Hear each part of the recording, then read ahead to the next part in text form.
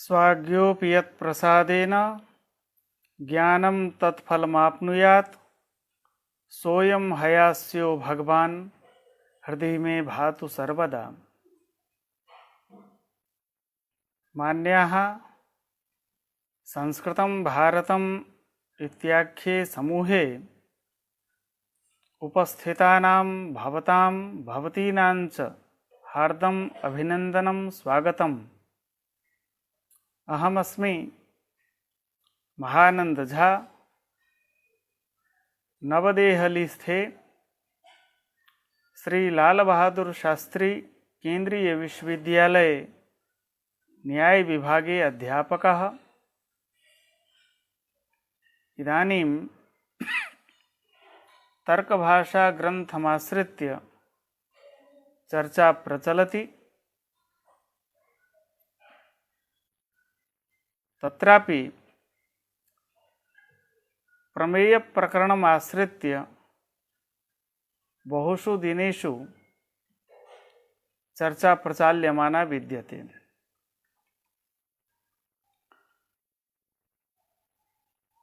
पूर्व के निरूपण में हम पृथ्वी, जल, तेज और वायु इनका निरूपण कर चुके हैं और पृथ्वी, जल, तेज, वायु के परमाणु से क्रमशः पृथ्वी, महापृथ्वी, महत जल, महान वायु, इन सबकी उत्पत्ति का क्रम बतलाया गया। इसी उत्पत्ति के क्रम में जब परमाणु से इनकी उत्पत्ति हो रही है, यह सिद्ध किया गया। अब यहाँ संशय होता है कि जिससे आप महान पृथ्वी की सिद्धि कर रहे हैं, महान जल की सिद्धि कर रहे हैं, तेज की सिद्धि कर रहे हैं और वायु की सिद्धि कर रहे हैं, उसका आधार आपने परमाणु को बतलाया। यह परमाणु है या नहीं, इस जिज्ञासा के समाधान के लिए परमाणु की सिद्धि का प्रकरण यहाँ आरंभ किया जाता है। परमाणु है या नहीं, इस पर चर्चा हो रही है। क्या वस्तुतः परमाणु से ही संसार की उत्पत्ति हुई है, यह भी इस चर्चा का विषय बनेगा।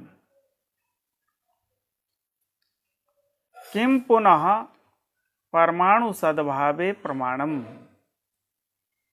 परमाणु के होने में क्या प्रमाण है? यह एक सामान्य जिज्ञासा है और इस जिज्ञासा के समाधान के लिए नैयायिक अपना पक्ष उपस्थापित करते हैं उच्यते इस ग्रंथ के माध्यम से। यदिदं जालम सूर्यमरीचिस्थं सर्वतः सूक्ष्मतमं रजः उपलभ्यते तत् स्वल्प परिमाण द्रव्यारब्धं कार्यद्रव्यत्वात् घटवत्।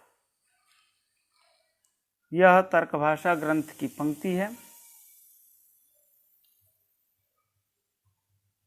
जब धूप निकलती है और पुराने जो घर बने होते हैं वह आज भी जगह जगह विद्यमान हैं, तो सूर्य की रोशनी, जब मध्याह्नकालीन सूर्य की रोशनी, सूर्य की किरण कहीं उस छत से प्रकोष्ठ में आती है, तो उस सूर्य के किरण के मध्य में हम सब यह अनुभव करते हैं कुछ गोल गोल घूम रहा है। उसी को कोड कर रहे हैं। यदिदं जालम सूर्यमरीचिस्थं, सूर्य की जो किरण है उसमें एक जाल, एक खाली जगह उसको दिखाई देता है। उस सूर्य मरीचिस्थ जो स्पेस है, जो जगह है, उसमें सर्वतः सूक्ष्मतमम रजः उपलभ्यते। एक छोटे छोटे धूली कण दिखाई देते हैं। तत् वह जो कण है स्वल्प परिमाण द्रव्यारब्धम, वह स्वल्प परिमाण द्रव्य से आरब्ध है। क्यों? कार्य द्रव्यत्वात्, हेतु दे रहा है कार्य द्रव्यत्व। जैसे घट अपने से अल्प परिमाण वाले द्रव्य से आरब्ध होता है, घट का निर्माण कपालद्वय से होता है, तो घट का जो परिमाण है उस परिमाण से अल्प परिमाण वाला कपाल का परिमाण है। एतावता अपने से स्वल्प परिमाणात्मक द्रव्य से घट का आरंभ हुआ है, घट का निर्माण हुआ है। इस तरह से यह भी जो दिखाई देने वाला स्वल्प परिमाण वाला द्रव्य दिखाई दे रहा है, यह द्रव्य भी अपने से अल्प परिमाण वाले द्रव्य से निर्मित है। यहाँ पक्ष है सूक्ष्मतमम रजः, पक्ष है, और साध्य बनाए हैं स्वल्प परिमाण द्रव्यारब्धत्व। हेतु है कार्य द्रव्यत्वात्। उदाहरण दृष्टांत दे रहे हैं घट। इस तरह से सूक्ष्मतम रज जो दृश्यमान है उस सूर्य के प्रकाश के भीतर में, उसमें हमको सिद्ध करना है स्वल्प परिमाण द्रव्यारब्धत्व को। स्वल्प परिमाण, उससे छोटे परिमाणात्मक द्रव्य से उस सूक्ष्मतम रज जो पक्ष है उसमें हमको स्वल्प परिमाणारब्धत्व को सिद्ध करना है। नियम यह है कि अपने से अल्प परिमाण वाला जो द्रव्य है वह अपने से उत्कृष्ट द्रव्य का आरंभ करेगा, अपने से उत्कृष्ट परिमाण वाले द्रव्य का आरंभ करता है। तो यहाँ जो दृश्यमान वस्तु है वह भी अपने से अल्प परिमाण वाले द्रव्य से आरब्ध हुआ है उसका। एतावता वह जिसका आरंभ हुआ है वह हम त्रसरेणु, अभी नाम नहीं ले रहे हैं, लेकिन वह है त्रसरेणु जो दृश्यमान है।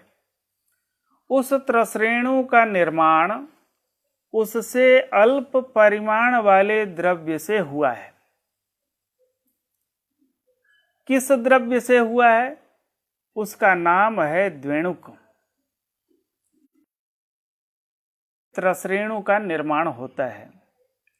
जो दृश्यमान वस्तु है वह त्रसरेणु है, जिससे उसका निर्माण हुआ है त्रसरेणु का, वह है द्वेणुक। द्वेणुक त्रसरेणु से अल्प परिमाण वाला द्वेणुक होता है, उससे आकार प्रकार इसका छोटा होता है। तो यदिदं जालम सूर्यमरीचिस्थं सर्वतः सूक्ष्मतमं रजः उपलभ्यते तत् स्वल्प परिमाण द्रव्यारब्धम, वह अपने से अल्प परिमाण द्रव्य से आरब्ध है, क्योंकि वह कार्य है।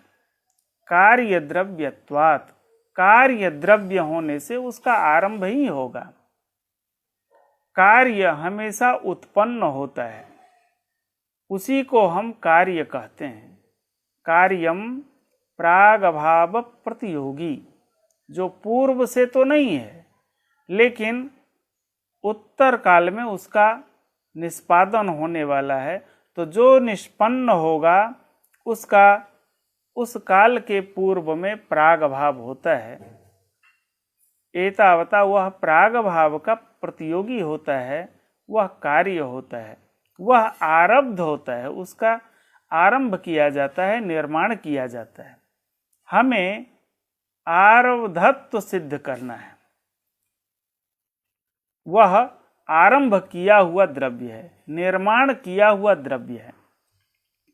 इस तरह से तच्च द्रव्यम कार्यमेव, वह द्रव्य कार्य ही है। द्वेणुक जो द्रव्य है वह कार्य है। क्यों?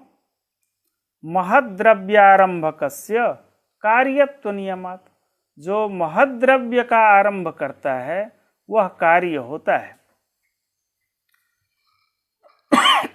आरंभ किसका हुआ है? त्रसरेणु का, वह महत द्रव्य है। महत द्रव्य का जो आरंभक है वह स्वयं कार्य है। तच्च द्रव्यम कार्यमेव, वह कार्य द्रव्य है, कार्यात्मक द्रव्य है। क्यों? कि वह महत द्रव्य का आरंभक है, और जो महत द्रव्य का आरंभक होता है वह कार्य होता है, ऐसा नियम है। तदेवं द्वेणुकाख्यम द्रव्यम सिद्धम, इस तरह से द्वेणुक नामक द्रव्य की सिद्धि हुई। द्वेणुक स्वयं कार्य है और अपने से महत् कार्य का, महत् द्रव्य का आरंभक है। एतावता द्वेणुक में कार्यत्व सिद्ध हुआ, द्वेणुक में द्रव्यत्व सिद्ध हुआ। तदेवं द्वेणुकाख्यम द्रव्यम सिद्धम।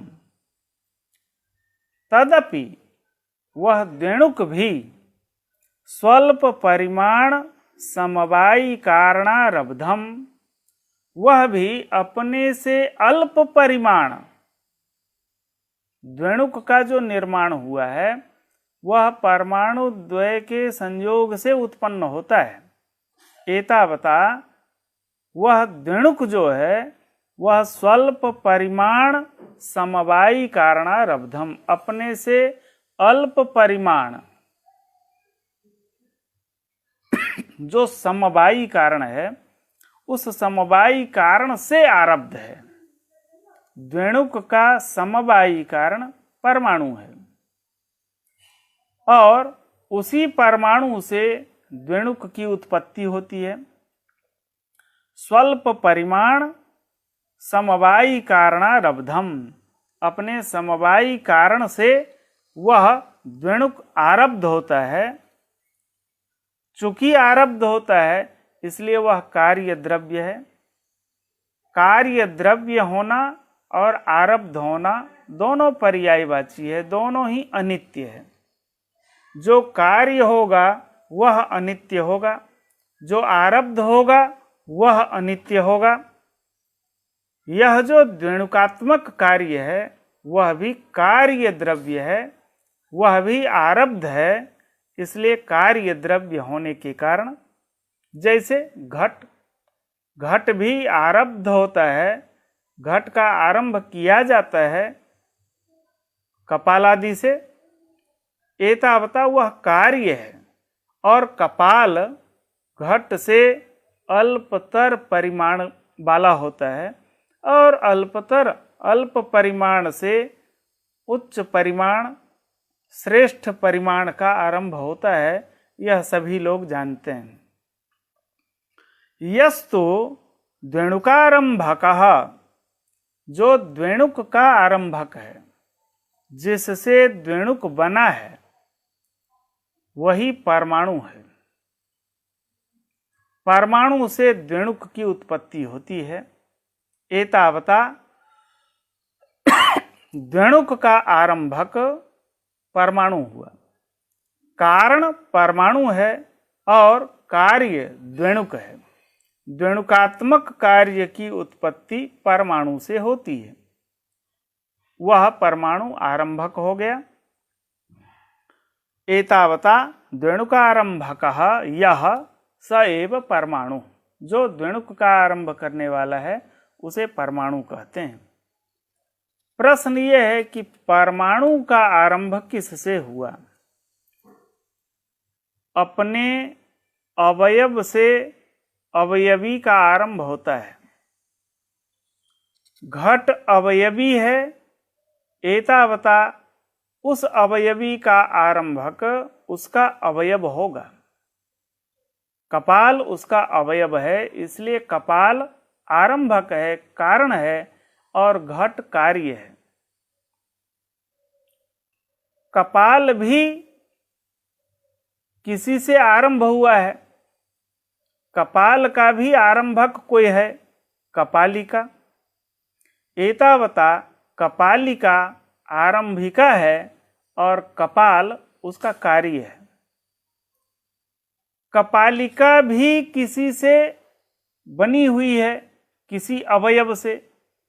तो कपालिका का जो अवयव है वह कपालिका का कारण है, आरंभक है, और कपालिका कार्य है। द्वेणुक, त्रसरेणु यह भी कार्य हैं। त्रसरेणु का आरंभक द्वेणुक है, त्रसरेणु का अवयव द्वेणुक है। एतावता त्रसरेणु रूप कार्य का आरंभक द्वेणुक होता है, तो वह कारण है और त्रसरेणु कार्य है। द्वेणुक भी उत्पन्न हुआ है। द्वेणुक का कारण परमाणु है और कार्य द्वेणुक है। एतावता द्वेणुकात्मक कार्य का कारण परमाणु है, आरंभक परमाणु है, और द्वेणुक आरंभ हुआ है। द्वेणुक का आरंभ होता है, इसलिए वह कार्य है। एतावता यहाँ प्रश्न अब है कि परमाणु का आरंभक कौन है। इसके लिए सीधे कह रहे हैं वह स तु अनारब्ध एव, वह अनारब्ध है, उसका आरंभक कोई नहीं है। क्यों नहीं है? कि वह निरवयव द्रव्य है। जिसके अवयव होते हैं, अवयव आरंभक होता है। इसका कोई अवयव नहीं है, अवयव रहित है, नित्य है, इसलिए वह अनारब्ध, वह किसी का कार्य नहीं है। इसका परमाणु का कोई कारण नहीं है। एतावता वह अनारब्ध ही है। अब यहां पर एक जिज्ञासा हो रही है, ननु कार्य द्रव्यारंभकस्य कार्य द्रव्यत्वाव्यभिचारात्। जो कार्य द्रव्य है, कार्य द्रव्य कौन होगा? अनित्य। जो अनित्य द्रव्य है उसका आरंभक जो कारण होगा वह भी अनित्य होगा। अर्थात परमाणु को आपने नित्य कहा और उस नित्य परमाणु से अनित्य द्वेणुक की उत्पत्ति हुई है। चूंकि द्वेणुक की उत्पत्ति हुई है, एतावता उत्पन्न जो द्वेणुक है वह अनित्य होगा। यहां प्रश्न है कि जो नित्य है वह अनित्य को उत्पन्न कर रहा है। तर्क यहां यह है कि जो अनित्य द्वेणुक है उसका उत्पादक नित्य कैसे हो सकता है? वह भी अनित्य ही होगा। वही कह रहे हैं, कार्य द्रव्यारंभकस्य कार्य द्रव्यत्वाव्यभिचारात्। वह कार्य द्रव्यत्व का व्यभिचारी नहीं होगा, अव्यभिचारी होगा। तस्य कथम अनारब्धत्वम। फिर उसमें परमाणु में अनारब्धत्व कैसे होगा? परमाणु में भी आरब्धत्व मानो, परमाणु का भी आरंभ होता है ऐसा स्वीकार करो। अर्थात परमाणु अनित्य माने और अनित्य परमाणु से अनित्य द्विणुक की उत्पत्ति हम मान लेंगे। तर्क इसका यही है। अब यदि हम परमाणु को अनित्य मानते हैं तो समस्या क्या होगी? तब क्या होगा? अनंत कार्य परंपरा दोष प्रसंगात।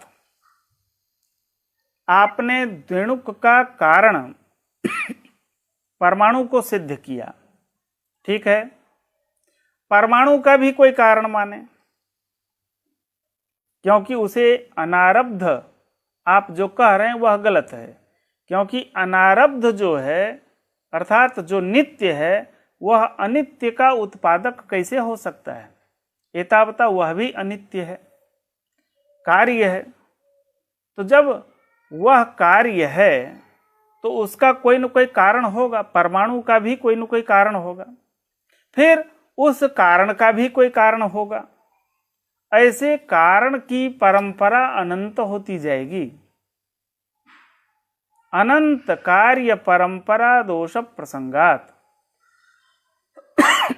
वह परमाणु भी कार्य होगा, उस कार्य का जो कारण है उस कारण का भी कोई पूर्व वाला जो कारण है कार्य में कन्वर्ट हो जाएगा। तो ऐसे अनंत कार्य की जो परंपरा है, यह अनंत कार्य परंपरा का दोष यहां लगेगा, अनवस्था नामक दोष यहां आपतित होगा।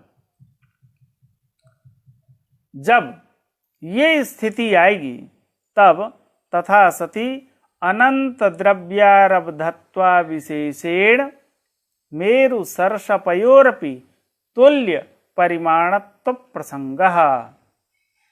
अनंत द्रव्यारब्धत्व, जब एक कार्य की उत्पत्ति होती है उसमें अनंत द्रव्य कारण होता है।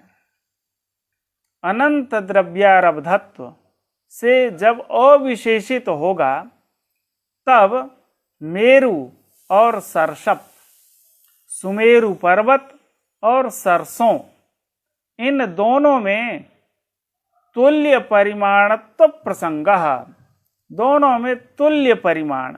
तुल्य परिमाण इस भाव से कहा जा रहा है कि सरसों का जो अवयव है वह भी अनंत है और सुमेरु पर्वत के भी अवयव अनंत हैं।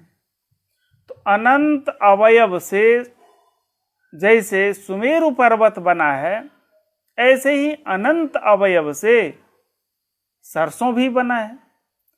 तो दोनों अनंतत्व, दोनों अनंत अवयवों से निर्मित होने के कारण दोनों के परिमाण में साम्य प्रसंग होने लगेगा। जबकि कोई भी व्यक्ति कोई भी अबोध व्यक्ति भी दोनों को समान परिमाण वाला नहीं मानता। लेकिन तर्क तो ऐसा ही है। यदि आप दोनों के तारतम्य में भेद नहीं मानेंगे तो यही स्थिति आने वाली है। अनंत द्रव्यारब्धत्वा विशेषेण मेरु सर्षपयोरपि तुल्य परिमाणत्व प्रसंगः तस्मात् अनारब्ध एव परमाणु। इसलिए कहीं न कहीं तो आपको रुकना पड़ेगा। जैसे अणु परिमाण के तारतम्य की विश्रांति आपको कहीं न कहीं माननी पड़ेगी, जैसे परम महत परिमाण के तारतम्य की विश्रांति हम आकाश आदि में मानते हैं। आकाश से बड़ा कोई नहीं है।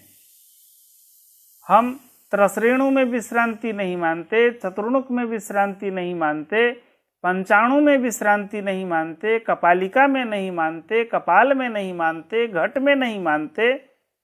घट से बड़ा और कोई है? ऐसे जो उत्कृष्ट परिमाण है उसके तारतम्य की विश्रांति हम गगन परिमाण में मानते हैं। अणु परिमाण के तारतम्य की भी विश्रांति हमें कहीं न कहीं स्वीकार करनी चाहिए। वह कौन है? परमाणु है। उससे छोटा और कोई द्रव्य नहीं होता। इसलिए विशेष के लक्षण में यह कहा गया, नित्य द्रव्य समवेताः विशेषास्तु अनंता एव। नित्य द्रव्य में वह समवाय संबंध से है। तो नित्य द्रव्य कौन है? पृथ्वी, जल, तेज, वायु का परमाणु और आकाश आदि 5, ये नित्य द्रव्य हैं। और इन नित्य द्रव्य में विशेष नामक जो पदार्थ है वह समवाय संबंध से रहता है। एतावता परमाणु निरवयव द्रव्य है।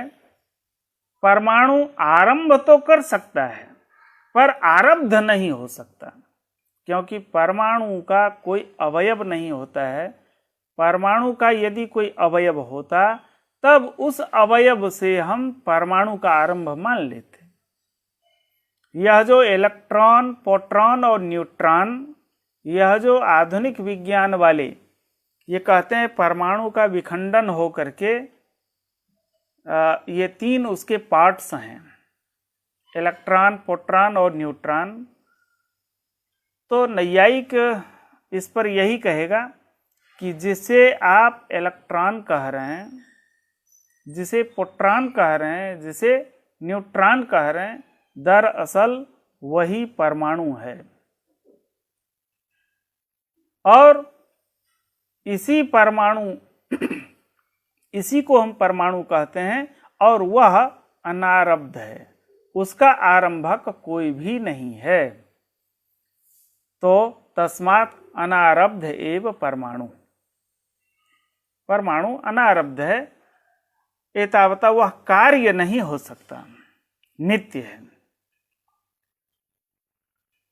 अब आगे द्वेणुकादीनाम अवयव नियम। द्वेणुकादि, द्वेणुक हो, त्रसरेणु हो, इसके अवयव का नियम क्या है? यह अवयवी है, अवयव है, इसको थोड़ा डिटेल में बतला रहे हैं। द्वेणुकम तो द्वाभ्याम एव परमाणुभ्याम आरभ्यते। द्वेणुक का आरंभ जो होता है वह 2 परमाणुओं के संयोग से होता है। 2 परमाणु आपस में संयुक्त हुए, वह जो संयुक्त रूप है वही है द्वेणुक। एकस्य अनारंभकत्वात्,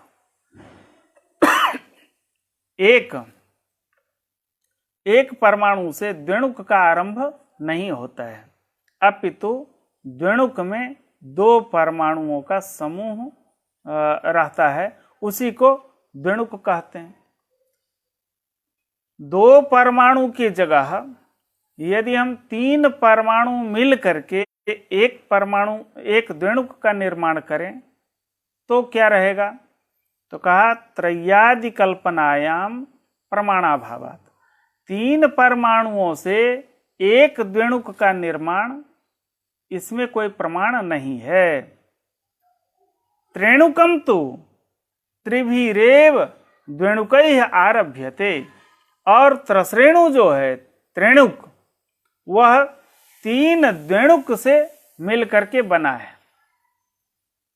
अर्थात द्वेणुक 2 परमाणु से मिलकर के बनता है और त्रसरेणु 3 द्वेणुक मिलकर के बनता है।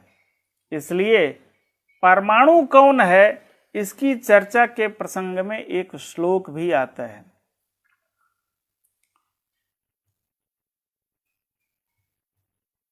वह श्लोक है जाल सूर्य मरीचिस्थम यत् सूक्ष्मं दृश्यते रजः तस्य षष्ठतमो भागः परमाणुः इत्यभिधीयते। जाल सूर्य मरीचिस्थम यत् सूक्ष्मं दृश्यते रजः तस्य षष्ठतमो भागः। वह सूर्य के किरण में जो बीच में गोल गोल घूमता हुआ दिखाई दे रहा है, उसका छठा भाग परमाणु कहलाता है। अब तस्य षष्ठतमो भागः, छठा भाग परमाणु कहलाता है। जो दिखाई दे रहा है वह तो त्रसरेणु है, क्योंकि द्विणुक का प्रत्यक्ष नहीं होता। प्रत्यक्ष योग्यता त्रसरेणु में है। उसका छठा भाग कब होगा? जब हम 3 द्विणुक से एक त्रसरेणु का निर्माण मानेंगे। एक द्विणुक में 2 परमाणु है और 3 द्विणुक में 3 × 2 = 6। तो एक परमाणु में एक द्विणुक में 2 परमाणु हैं और 3 द्विणुक मिल करके एक त्रसरेणु बनता है, तो 6 परमाणु हो गया। 6 परमाणु तस्य षष्ठतमो भागः, उसका छठा भाग परमाणु कहलाता है। इस तरह से एक त्रिणुकम तो त्रिभिरेव द्विणुकैः आरभ्यते। 3 द्विणुक मिल करके एक त्रसरेणु का आरंभ हम करते हैं। एकस्य अनारंभकत्वात्, एक द्विणुक किसी का आरंभ नहीं करेगा। एक द्विणुक से किसी वस्तु का आरंभ, किसी का निर्माण नहीं हो सकता है। यदि हम कहें 2 द्विणुक मिल करके एक त्रसरेणु को बना दें, तब तो एक में अनारंभकत्व है, पर 2 में तो आरंभकत्व है। जैसे 2 परमाणु में आरंभकत्व आ गया, द्विणुक का निर्माण हो गया। ऐसे ही 2 द्विणुक मिल करके एक त्रसरेणु का निर्माण हो जाए, आरंभकत्व तो बन जाएगा। लेकिन कहते हैं द्वाभ्याम आरंभे कार्य गुण महत्वानुपपत्ति प्रसंगात, जो कार्य का गुण है, कार्य यहाँ कौन है? त्रसरेणु। उसका गुण कौन है? महत्व, परिमाण विशेष है, महत्व। तो कार्य वृत्ति जो गुण, कार्य है त्रसरेणु, तद वृत्ति गुण है महत्व। उस महत्व की अनुपपत्ति होने लगेगी जब हम 2 द्विणुक से एक त्रसरेणु का निर्माण मानेंगे। तो कार्य वृत्ति जो गुण है महत्व, उसकी अनुपपत्ति का प्रसंग होगा। क्यों? कि कार्य में महत्व कब आता है? इसके 2 साधन हो सकते हैं। कार्ये ही महत्वम, कारण महत्वाद वा कारण बहुत्वाद वा। कार्य वृत्ति महत्व का संपादक 2 तरह से हो सकता है। एक कारण में महत्व हो, दूसरा कारण में बहुत्व हो। ये 2 तरीके बतलाए हैं। तत्र प्रथमस्य असंभवात्, प्रथम जो कहा कार्य में महत्व होना चाहिए, ये कारण में महत्व होना चाहिए। तो कारण यहाँ द्विणुक है, द्विणुक में महत्व नहीं है, खंडित हो गया। दूसरा कारण एडॉप्ट करके देखते हैं। दूसरा है कारण बहुत्वात्। बहुत्व, 2 को हम बहुत्व नहीं मानते, 2 में बहुत्व नहीं होता, 2 में द्वित्व रहता है।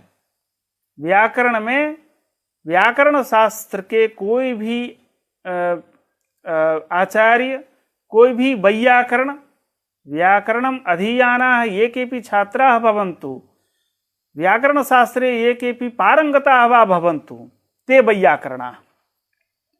कोई भी वैयाकरण द्विवचन में बहुत्व नहीं मानते, उनके लिए बहुवचन का ही सहारा लेना पड़ेगा। यहाँ तो आप 2 द्विणुक से एक त्रसरेणु का निर्माण कर रहे हैं, 2 में बहुत्व नहीं माना जाता। बहुत्व 2 से अधिक में माना जाएगा, कम से कम 3, वही बहुत्व कहलाता है। तो कारण बहुत्व यही एकमात्र विकल्प बचा है। पहला विकल्प खंडित, दूसरे विकल्प का आश्रयण आपको करना पड़ेगा, तो 3 द्विणुक तो आपको मानना ही पड़ेगा। इसलिए कार्ये ही महत्वम कारण महत्वात् कारण बहुत्वाद् वा भवति। तो कारण महत्व तो खंडित है, क्योंकि कारण जो द्विणुक है उसमें महत्व नहीं रहता। तब दूसरा विकल्प कारण बहुत्व, अनेक द्विणुक, तो 3 द्विणुक से एक त्रसरेणु का निर्माण मानेंगे। तत्र प्रथमस्य असंभवात् चरमम एषितव्यम, दूसरा जो कल्प है उसी का अनुसंधान करना चाहिए।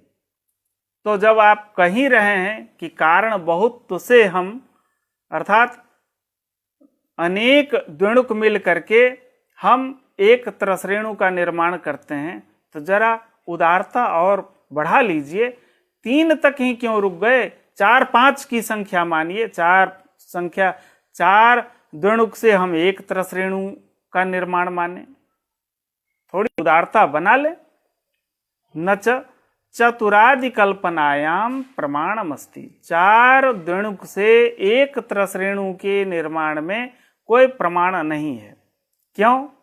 त्रिभिरेव महत्वारंभोपपत्ते, 3 द्विणुक से ही जब हमारा कार्य का संपादन हो जा रहा है, तो अतिरिक्त की कल्पना क्यों की जाए? हमें लाघव भी देखना है, वैयाकरण कहते भी हैं और उनका सम्मान भी है। अनावश्यक जो कारण है उसे नहीं मानना चाहिए। वहाँ लाघव और गौरव की चर्चा बहुत विस्तार से है। अल्प अर्धमात्रा लाघवे नापि पुत्रोत्सवम मन्यन्ते वैयाकरणा, मात्रा का लाघव भी हो, अर्धमात्रा का भी लाघव, तो वहाँ बहुत बड़ा उत्सव माना जाता है। यहाँ 3 द्विणुक से हमारा त्रसरेणु जब बन रहा है, तो अतिरिक्त 4 की कल्पना करने में कोई प्रमाण नहीं है, उसमें गौरव भी होगा। इस तरह से यह सिद्ध हुआ परमाणु किसी का आरंभक नहीं है, परमाणु का कोई भी आरंभक नहीं है। एतावता वह नित्य है और वह अनारंभ ही होता है। परमाणु से द्विणुक का आरंभ होता है, इसलिए परमाणु उसका आरंभक है, द्विणुक उसका कार्य है।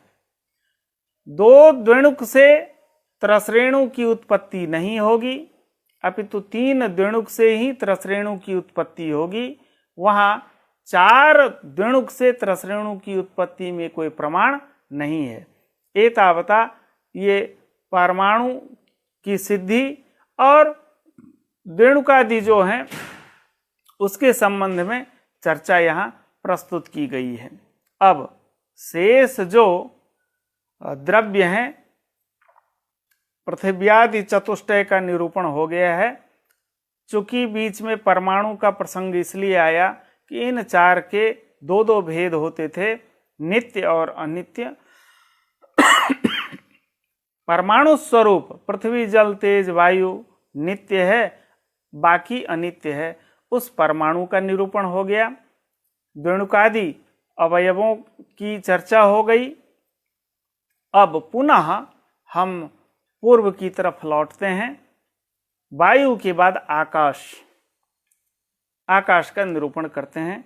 शब्द गुणम आकाशम, शब्द नामक गुण जिसमें होता है, शब्द गुणकम आकाशम, शब्द गुण वाले को हम आकाश कहते हैं। इसमें शब्द, संख्या, परिमाण, पृथक्त्व, संयोग, विभाग, ये 6 गुण हैं। 5 तो स्थायी गुण हैं, संख्यादि 5 जो पृथिव्यादि मनः पर्यंत सब में रहने वाले हैं, आकाश में भी वो 5 हैं। एक्स्ट्रा जो है इसमें वह एकमात्र शब्द है।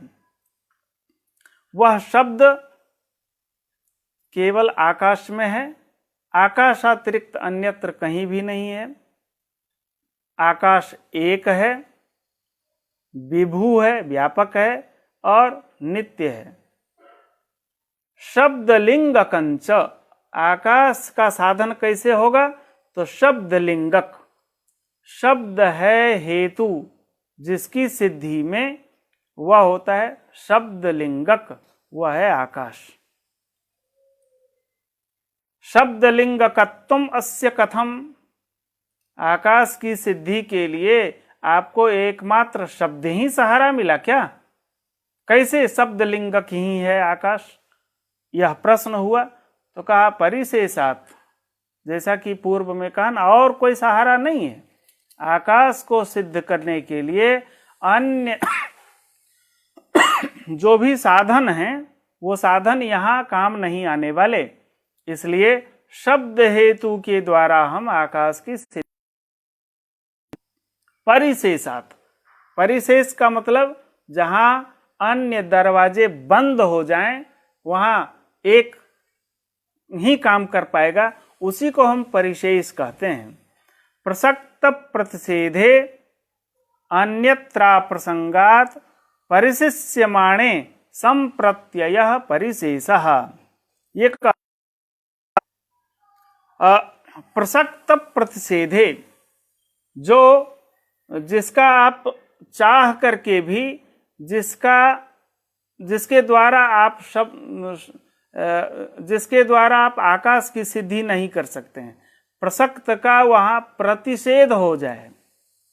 और अन्यत्र प्रसंगात, अन्यत्र और किसी साधन का कोई अन्यत्र का तात्पर्य है कि अन्य कोई साधन आकाश को सिद्ध करने का सामर्थ्य नहीं रखता है, तो अन्यत्र अप्रसंग। तो जो बचा है परिशिष्यमाण है वही है परिशेष। हम किसी भी रूप, रस, गंध, स्पर्श इनका प्रसंग नहीं है और बाकी का निषेध भी हो जाएगा। रूप रसादि के द्वारा हम आकाश की सिद्धि नहीं कर पाएंगे और जो बचे हुए हैं उनका यहाँ प्रसंग संभव नहीं है। तो परिशिष्यमाण जो है एकमात्र शब्द, उसी से हम आकाश को सिद्ध कर पाते हैं, वही हम परिशेष कहते हैं। परिशेषानुमानेन आकाशस्य सिद्धि भवति। कैसे, उसका दिग्दर्शन थोड़ा सा कर देते हैं। तथा ही शब्दः तावत् विशेष गुण, शब्द विशेष गुण है। विशेष गुण को बतलाने वाली जो कारिका है उस कारिका में इसकी गणना है बुद्ध्यादि षट्कम स्पर्शांताः,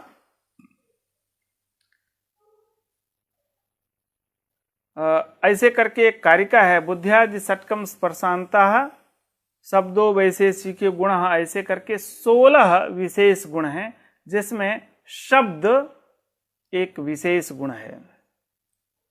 शब्दस्तावत् विशेष गुण। कैसे इसकी सिद्धि होती है? सामान्यवत्वे सति अस्मदादि बाह्येन्द्रिय ग्राह्यत्वात् रूपवत्। सामान्यवत्वे सति, सामान्यवान है शब्द, और अस्मदादि बहिरीन्द्रिय ग्राह्यत्वात्, अस्मदादि इंद्रिय ग्राह्यत्व नहीं कहा, इंद्रिय में भी एक विशेषण है बहिरीन्द्रिय। बहिरीन्द्रिय से 5 इंद्रिय हम लेते हैं, घ्राण, रसना, चक्षु, त्वक, श्रोत्र। तो घ्राण के द्वारा गंध का ग्रहण होता है, रसना के द्वारा रस का ग्रहण होता है, चक्षु से रूप का ग्रहण होता है, श्रोत्र से शब्द का ग्रहण होता है और त्वक से स्पर्श का ग्रहण होता है। तो सामान्यवत्वे सति अस्मदादि बाह्येन्द्रिय ग्राह्यत्वात्, जो बहिरीन्द्रिय से ग्राह्य हो उसको हम क्या कहते हैं? विशेष गुण कहते हैं। जैसे रूप, रूपादि विशेष गुण हैं, तो इसमें सामान्यवत्ता अर्थात सामान्य जो जाति है वह सामान्यवान हो करके बहिरीन्द्रिय से ग्राह्य होने के कारण शब्द विशेष गुण है। और यह विशेष गुण गुणी में रहेगा। गुणश्च गुण्याश्रित एव, गुणी के अतिरिक्त अन्यत्र कहीं नहीं रहेगा। अब गुणी तो 9 हैं, उन 9 गुणों में, गुणी में शब्द किस द्रव्य में रहता है इसे सिद्ध किया जा रहा है। न च अस्य पृथिव्यादि चतुष्टयम आत्मा च गुणी भवितुम अर्हति। यह जो विशेष गुण शब्द है, यह शब्द नामक गुण का गुणी अर्थात द्रव्य पृथिव्यादि 4 और आत्मा नहीं हो सकता।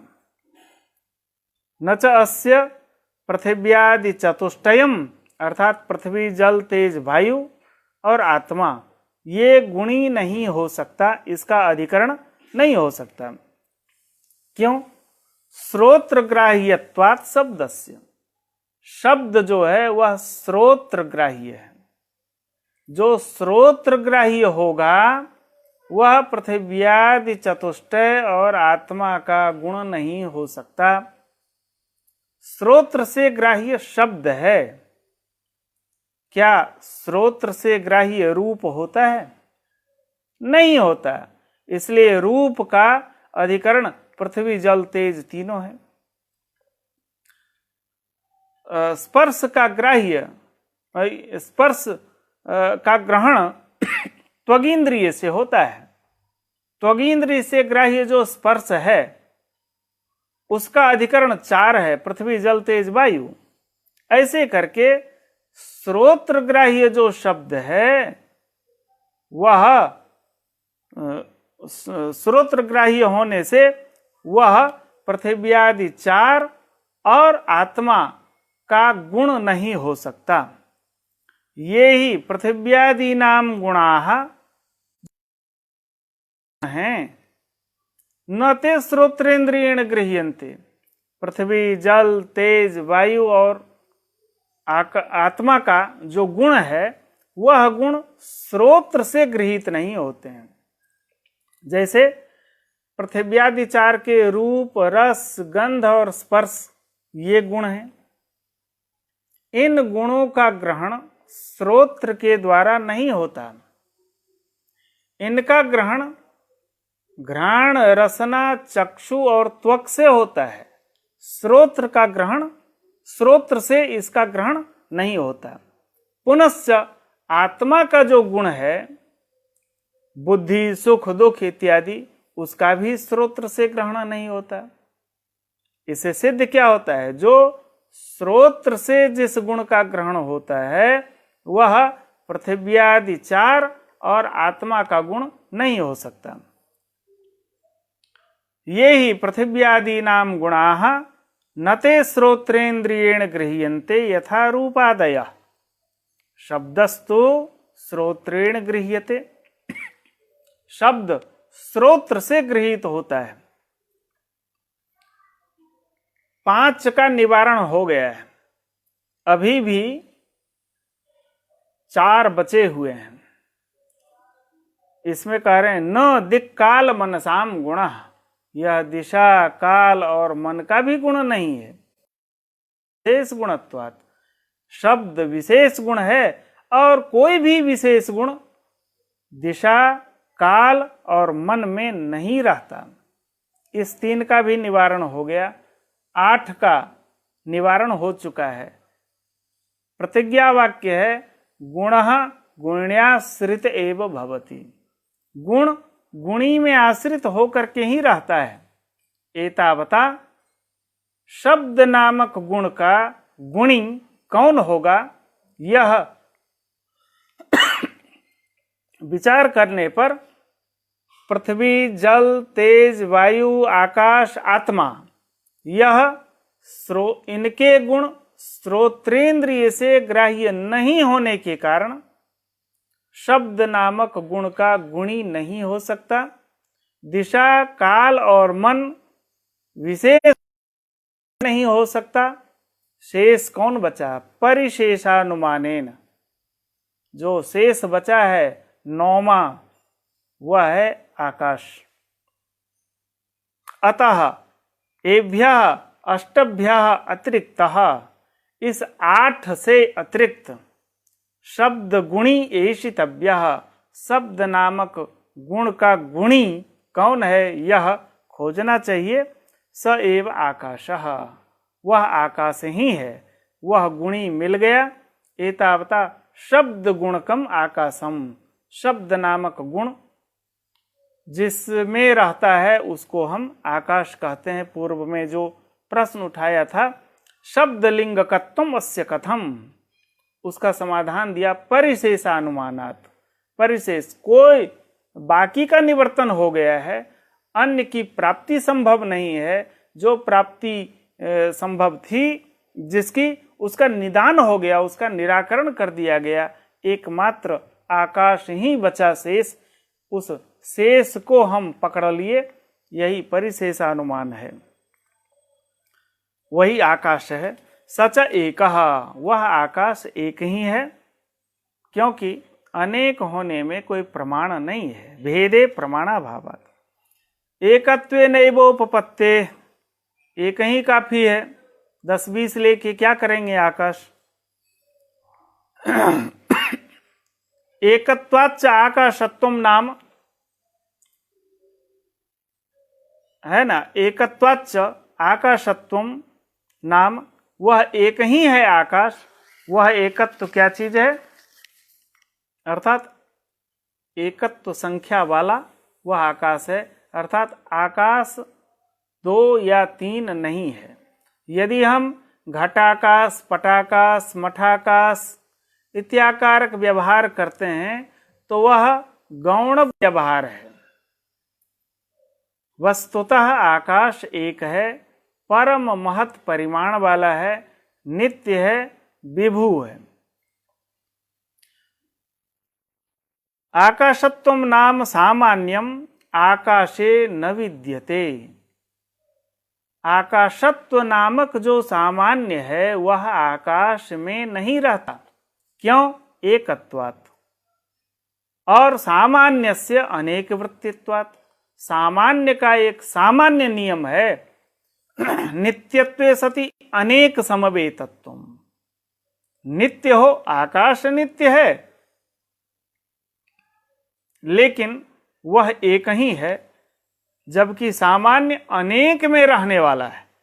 अनेक समवेतत्वम सामान्यस्य लक्षणम।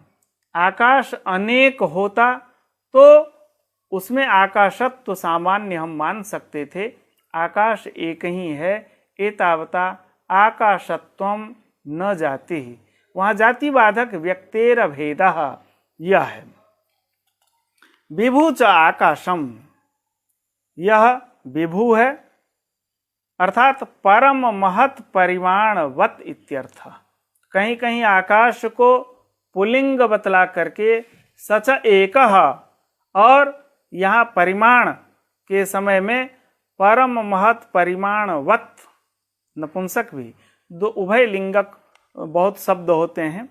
तो परम महत् परिमाण वाला यह आकाश है, यही विभुत्व है। क्यों? सर्वत्र तत्कार्योपलब्ध है। सर्वत्र इसके कार्य के उपलब्धि होते हैं, इसलिए यह परम महत् परिमाण वाला है। अतएव विभुत्वात् नित्यम, इसलिए विभु होने के कारण वह नित्य है। अब देखें, जो भी विभु है वह नित्य है। विभु आकाश है, विभु काल है, दिशा है, आत्मा है, ये सब के सब विभू हैं, इसलिए ये सब के सब नित्य हैं। घट विभू नहीं है, इसलिए घट अनित्य है। दंड विभू नहीं है, इसलिए दंड नित्य नहीं है। इस तरह से अब यह आप चर्चा कर सकते हैं कि परमाणु कौन विभू है, फिर भी परमाणु को आप नित्य कहते हैं, उसके नित्यत्व का कारण अलग है। वह ध्वंसा प्रतियोगित्वम प्राग भावा प्रतियोगित्वम, यह भी नित्य का लक्षण है। तो परमाणु में ध्वंस का अप्रतियोगित्व है, प्राग भाव का अप्रतियोगित्व नामक वहां नित्यत्व है। अतएव विभुत्वाच्च नित्यम, विभुत्व होने के कारण यह नित्य है। इस तरह से